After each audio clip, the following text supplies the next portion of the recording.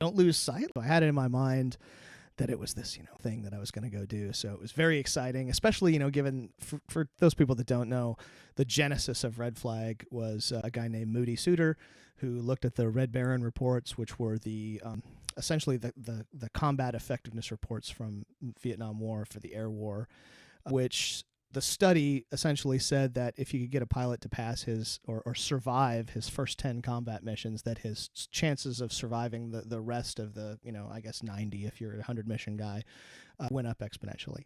So his idea was, let's set up an exercise that has the intensity level of actual combat operations so we can pre-expose a fighter pilot to those first 10 combat missions. And you start out with this daily mass briefing, in like this 300 or 400 person Red Flag briefing room where they talk about what's going to happen, and then you break down, and then there's the strike mission commander briefs all the strike aircraft, and then you further break it down, and you finally get down to your two ship. And the guy that was my flight lead was a guy named Flash Fitzsimmons.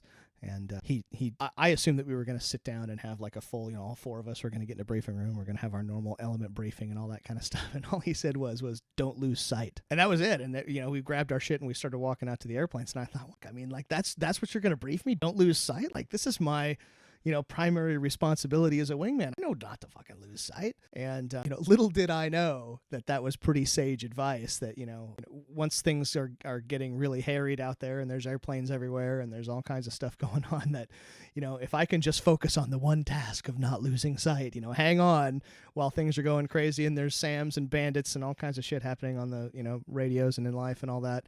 That turned out to be a much tougher task than I actually expected it to be.